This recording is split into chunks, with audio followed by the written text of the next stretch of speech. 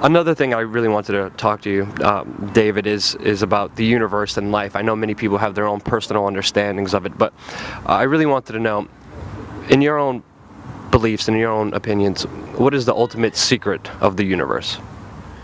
The ultimate secret, I would suggest, is, and it's not really a secret, because people have known about it since any time we know. It's just that in the mainstream, that secret is a secret because it's suppressed from the population, because the liberation that the knowledge of that secret gives you in terms of power and perception of self and reality is so powerful that a population with any number of people, really, any sizable number of people in that awareness of this secret would never ever be able to be controlled by a few as people are today. And that secret is that we are, what are we? We are infinite awareness. People say, well, what are we? They look for form, they look for bodies, they look for this, they look for that. No. Just imagine awareness. Just awareness. And this awareness is infinite, and this awareness interpenetrates everything. Whether it's a tree, a blade of grass, anything, that awareness is there. The question is, what scale of awareness are you accessing? And that comes from our, what I would suggest is our point, the point of attention of that awareness. What I mean by that is I'm infinite awareness.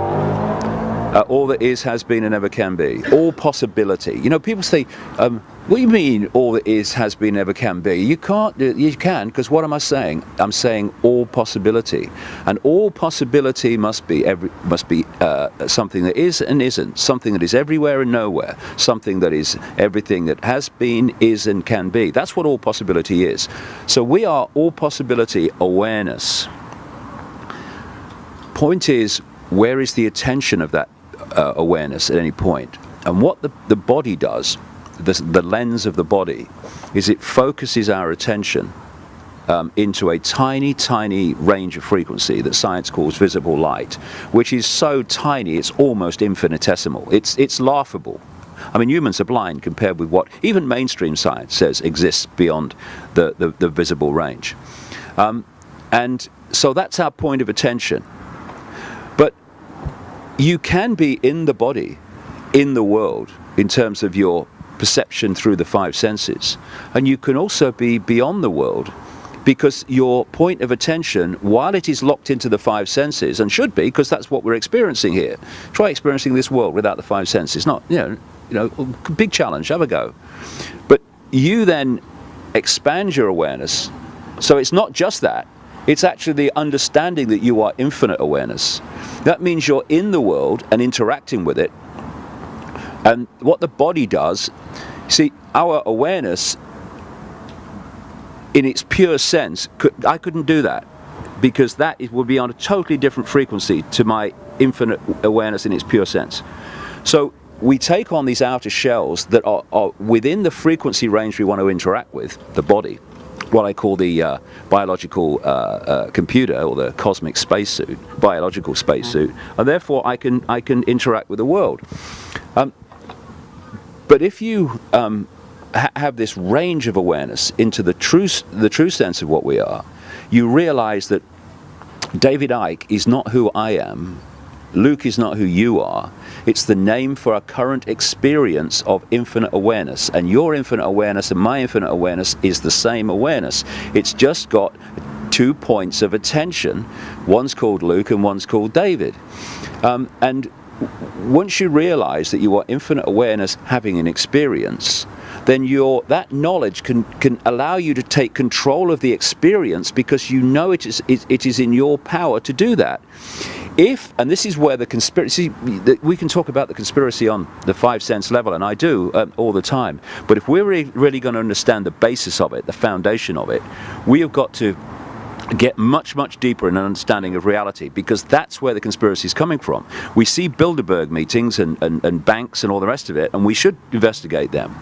But where it's all coming from are these inner sanctums that understand how reality works and therefore can manipulate a population that they have systematically misled and suppressed so that they don't understand how reality works. And if you understand reality and the interactions of reality and how we create our experience by our sense of reality, then there may be a few of you and the population may be billions. But if you know how it works and the population doesn't, you are in a mega position of power and manipulation over the population.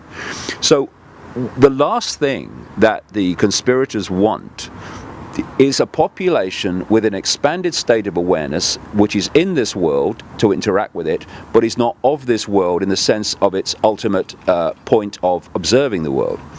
It wants people in the five senses and in the world and of the world. Why? Because once you've removed people from that big picture filter where you see how the dots connect, suddenly the dots don't connect. What the five senses see are dots. They don't see connected dots. This is why the mainstream media, which is a five-sense profession overwhelmingly, will talk about different elements of the world but will never connect them to see the picture and therefore the connections between them. And so when you're in five-sense mode and you've not got this bigger picture filter to see what's really going on, there's only one place you can look to get a fix on the world from information that you are receiving to get that fix, and that is this way. And if you go that way, what comes back in terms of information? The mainstream media, the education system, mainstream Stone Age science, and I'm sorry Stone Age, it's only an analogy, and all the other stuff that's coming back. In other words, this is this conspiracy in one sentence. Pull people into people's sense of attention, point of attention, into the five senses, so that dominates everything. And then program that sense of attention in isolation from its true self with the information you want them to believe and the perception of self of the world you want them to believe. Gotcha. And what do we talk about, Luke? We talk about the fact that there's an awakening going on. Well, what does that mean? You know, the alarm clock's just gone off. Are we getting up? What time is it? No. Awakening, another word for awakening, or another phrase for awakening, is the expansion of point of attention. Yeah. That's what it is. So when people expand that point of attention, it's symbolically, it's like the five senses is looking at this red thing, which is a bit blurred. What's going on?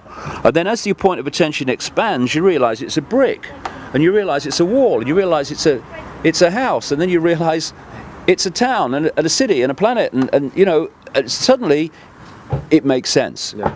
But most people are looking at the blurry brick and saying, this is the real world, and it's really a world a program that we've been put into, so we don't see the real world. And there's a lot more to this world that we actually don't even see or perceive or understand. And many people have actually, when they use DMT, they actually say that this helps them understand the greater understanding of everything. We were talking about DMT last night, and we talked how we had very similar experiences when we were on it. Can you tell us about your experiences and what you took out of DMT? Well, I took it in the form of ayahuasca. I took it twice in about 3 days in Brazil in 2003. I've not touched it since, and I don't feel the need to. But the experience I had was massive. And for me, people say, it took me somewhere. I don't think it takes us anywhere. I think it takes us to where we already are. And if we're in a really deeply negative state, you can take this stuff and have a real, what they used to call in the 60s, a bad trip. Or if you're in another state, you can have a wonderful experience. Yeah. My experience was just unforgettable. I mean, I had a voice, a woman's voice, which is, what is a woman's voice? Oh, it's just a woman talking to him. No, it's a frequency. It is an information field of a certain frequency, and certain frequencies you decode as female and certain frequencies you decode as male. It's a consciousness that is communicating, and almost certainly, it has to be if we're all infinite awareness, it's an expression of your own consciousness, just a very much deeper level of it. And for 5 hours, it talked to me about the illusory nature of reality. And I had instant recall of every word afterwards, which was amazing in itself. And I was taken to a place, I'm using human language here, taken to a place. It's very hard to describe. Yeah. And I tell you, it's a place that I experienced as beyond the realm of vibration. Because anything that vibrates, this is actually, funnily enough, Luke, this is one of the many really stunning lines that this voice communicated to me. Because when it started off, it said, we're going to take you to where you come from, so you will understand better where you are and where you're coming back to. And then it kept repeating, this is right at the start of this voice starting, 5 hours. Infinite love is the only truth, everything else is illusion. And when you study near-death experiences and all that stuff, when they go into these realms beyond the body, I have never come across anyone that wanted to come back, because they talk about this unbelievable bliss and love and all the rest of it. And anyway, I had this stunning line I was talking about at one point. It said, infinite love is the only truth, everything else is illusion. If it vibrates, it's illusion. Right? Because the pure, infinite, all that is, all possibility, is still and silent. People think that things have to move to be something, and actually silence is all sound. It's all possibility waiting to manifest. So if I'm talking now, I have picked out of that infinite possibility of sound, I have picked out the words that I am talking. And when I stop, apart from the traffic, it's gone back into silence. Within the silence is everything. So I experience this as this silent stillness, as the infinite point of attention. And it took the form of this sounds really funny, but if you've experienced it, people know what I mean. I saw it as a shining blackness. Shining blackness.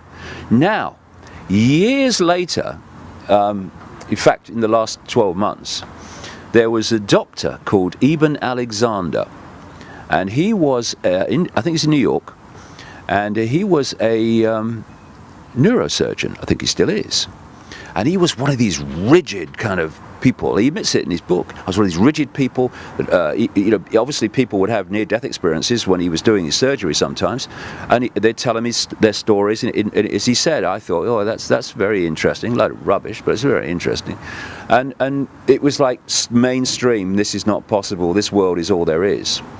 And then he got it was a form of meningitis that was so bad that his brain shut down in every area apart from the most primitive level that was necessary to keep him alive.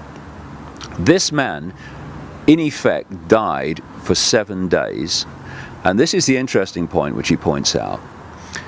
When people talk about, and there's millions and millions of them now, when they talk about near-death experiences, the mainstream scientists, they go, oh, this is not impossible. Oh, please, God save us from science. And anyway, because what they're doing is they're just reliving their experiences from this part of the brain, and that's what's happening and all that stuff. Well, that part of the brain, in his case, completely shut down. It was inactive, so it ain't coming from there. And he came back. He should not have lived. That was a virtual impossibility for him to live. It was certainly almost absolutely impossible for him, if he did live, to be anything more than a vegetative state. And he came back after a transition period, completely normal, and went on with his life. And he wrote this book about it, which became a New York bestseller. Why I'm telling you this story, it's very interesting, I think, is because when he first left the body and had a near-death experience himself, he entered a realm. I talk about this in the new book that's coming out in the autumn. He went into a realm that was classically the realm of the demons and the what I would call the archons and the reptilian entities and all this stuff. In fact, he talks about seeing reptilian beings brushing against him and all that stuff. And then a light came down, and he was taken out, what he called through the gate, into this amazing, blissful place, and on and on and on, until, this is where I'm coming round to, he said he was taken to experience the ultimate, the source. And you know what he calls it? The dazzling darkness. Wow. Exactly what I experienced. Yep. And the dazzling darkness is mesmerizing, because it is all that is, has been, and ever can be. And then we pull that all potential, all possibility, all potential into worlds of certain expressions of that potential, and this is one of them. And so that experience with the ayahuasca, DMT, was massively important for me, because what I did then, you know, what I do when I research, I don't just take one thing and then say, well, that's all right then. I came back to England and I looked at the mainstream science in all the different areas to see if I could confirm that what was being said was true. Everything checked out, the whole bloody thing. And once you've got this point where you realize it's an illusion, you can still interact with the illusion and live in the illusion, but you know it's an illusion, and illusions only control you when you think they're real. This is why it's important to understand the nature of what we're in, because if we think this is solid and all the rest of it, what does solid say immediately? Limitation, can't be done, and yet it's just a holographic projection of infinite possibility, which is totally malleable and can be changed any time. It's fascinating. It's amazing because, just so people know, DMT is a natural recurring chemical in your brain. It comes out a little bit when you dream, but when you pass away, it's just flooded in your brain. And you could actually take it in the physical form and actually see what happens. I had the very similar experience, just blinding darkness, and then a lady telling me the same thing, that love is the ultimate answer, love is the ultimate solution. It sounds crazy, it sounds insane, but there's a lot more to everything than we actually know. Yeah, though this is an interesting point, because when you look at people in so-called history, way back, take Leonardo da Vinci and another guy who followed him in Italy very soon afterwards, just a couple of decades or so, called Giordano Bruno. Da Vinci is remembered by most people as the painter of the Mona Lisa. The man was an absolute technological genius. I mean, I've seen documentaries about him, and he was 500 years ago, where they found his notebooks. Interestingly, one of the biggest collections of Da Vinci's drawings and stuff is at Windsor Castle, and one of his notebooks is owned by Bill Gates. I mean, these people know, you know, about a lot of this stuff. So they just keep it from us. And this documentary took drawings and technical text which he wrote in these notebooks, and they tried to make it, and it worked. Sikorsky, with the development of the helicopters, said that he studied Da Vinci's work on that form of flight, because Da Vinci was obsessed with flying. And the first kind of armored tank type vehicle he drew and designed 500 years ago. An interesting thing too, in those days there was no copyright, so there was a fundamental flaw in every single thing that was in that notebook. Everything he designed, what he'd done is take one part of it and turn it over the opposite way. So if anyone found the notebook, they wouldn't be able to build it. It wouldn't work. But he knew that. Why I'm telling you this story, and why I'm going on to talk about briefly Giordano Bruno, who was burned at the stake by the Roman Inquisition in 1600 for the crime of saying there are multiple worlds and supporting things like the earth goes round the sun and, you know, all the rest of it. These people, when you read their stuff, were so far advanced of their era. And what people say about them, even today, like Da Vinci, is he was hundreds of years ahead of his time. He wasn't. He was beyond time, right? This is the key to understanding this stuff. We are within this frequency range I'm talking about with within the five senses, and most people are held in that frequency range. That frequency range is a range of energy, which means a range of information. If you can expand your mind and go beyond that into those upper realms, you're going into another level of information, inspiration, insight, and understanding. Now, we think of a linear Stone Age through Middle Age, through Victorian Age into Modern Age, and we see that progression. This level of awareness, but that's just a sequence of events within this tiny frequency range. That level of awareness is always there. It has always been there. In the Stone Age, if anyone could have expanded their mind, they could have got into that level of insight. And all the people like Da Vinci are doing, and Bruno were doing, is in their era, when most people were so suppressed, not least in those days because religion was absolutely squeezing people's sense of perception, they were going into these realms where this knowledge existed. And when they bring it from the unseen into the seen, they're caught ahead of their time, and all they do is accessing the library. So when you talk about, a female voice saying everything is love, and I talk about a female voice saying everything is love, and I see this sparkling darkness, and you see this sparkling darkness, and Ibn Alexander, the doctor, sees the dazzling darkness, all you're doing is expanding your mind and going into that level of reality where you can experience these things and get the insight from them. It is so simple. But the worst nightmare of the conspiracy is having people go in there because they see the bloody conspiracy. So you've got to keep them here, and that's what it's all about. That's what microchipping's about. That's what transhumanism is all about. It's about fusing microchips and fusing technology with the body to stop it being its true design, which is to be a vehicle for the body to experience this reality, but also allowing consciousness to expand beyond. They want to stop the second bit. That's what the microchip's about, really. I mean, many other things, but certainly that. Fascinating stuff. I know we were only supposed to do 5 minutes. I think we went way over that. 5 minutes with me. I've got verbal diarrhea. Amazing stuff. I just want to thank you so much for everything, Pleasure. David. DavidIcke.com. Check out the website, and just fascinating. Appreciate choice. it. He's on it.